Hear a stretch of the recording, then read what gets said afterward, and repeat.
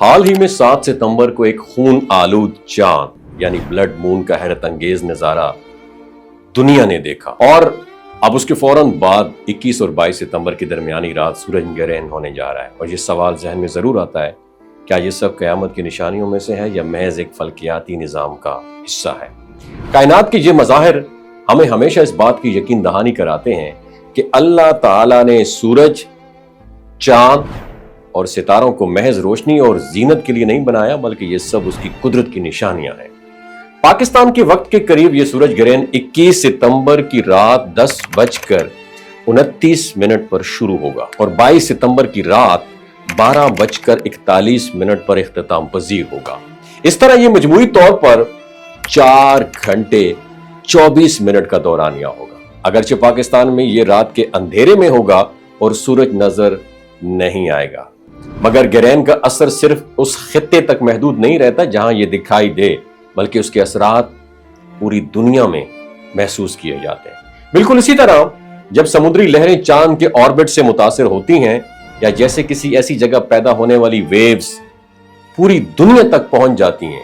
علماء کا کہنا ہے کہ گرہن کے وقت انسان کو غفلت اور تماش بینی کی بجائے عبادت، تلاوت اور دعا کی طرف متوجہ ہونا چاہیے، اور اس موقع پر سورہ شمس کو 10 مرتبہ تلاوت کرنے کے ساتھ ساتھ شروع کریں، اور آخر میں 14 مرتبہ شروع میں 14 مرتبہ درود پاک پڑھنے کی ترغیب دی جاتی ہے۔ پھر اس کا ثواب حضرت بی بی فاطمہ الزہرا سلام اللہ علیہا کو ہدیہ کریں اور ان کے وسیلے سے اللہ تعالیٰ سے خیر و برکت کی دعا مانگیں۔ ساتھ ہی یہ ایک عمل بھی کیا جاتا ہے کہ چنے کی دال یا کوئی بھی زرد دانے جو آپ کو اویلیبل ہوں، انہیں ایک پیالے میں جمع کر کے نیت کے ساتھ اللہ کی رات میں خیرات کیا جائے۔ اگر کسی کو نہ دے سکیں تو پرندوں یا چیونٹیوں کے لیے ڈال دیے جائیں۔ یہاں تک کہ اگر یہ صورت پوسیبل نہ ہو تو اسے پیس کر کھلی جگہ پر ڈال دینا بہت بہتر ہے۔ گویا یہ ایک طرح کی زکوٰۃ ہے، چیریٹی ہے، جسے انسان اپنے رزق میں کشادگی اور برکت کے لیے پیش کرتا ہے۔ اور کیپ ان یور مائنڈ کہ رزق صرف مال و دولت کا نام نہیں، بلکہ صحت، خوشی، سکون، آسانی اور کامیابی سب رزق کی مختلف شکلیں۔ اور سورج گرہن یا چاند گرہن جیسے مواقع ہمیں اپنے رب کی طرف رجوع کرنے، اپنی دعاؤں کو سنوارنے اور زندگی میں بہتری کی طلب کو مضبوط کرنے کا موقع بھی دیتے ہیں۔ یقیناً سورج گرہن یا چاند گرہن قیامت کا وقت تو نہیں بتاتے، لیکن ایسے لمحات ہیں جو ہمیں غفلت سے جگاتے ہیں اور اللہ کی قدرت کی عظمت کا ہمیں احساس بھی دلاتے ہیں۔ اور دنیا کی یہ نظارے ہمیں یہ سکھاتے ہیں کہ انسان عاجز ہے اور کائنات کا نظام ایک مالک کی مرضی کے تحت چل رہا ہے۔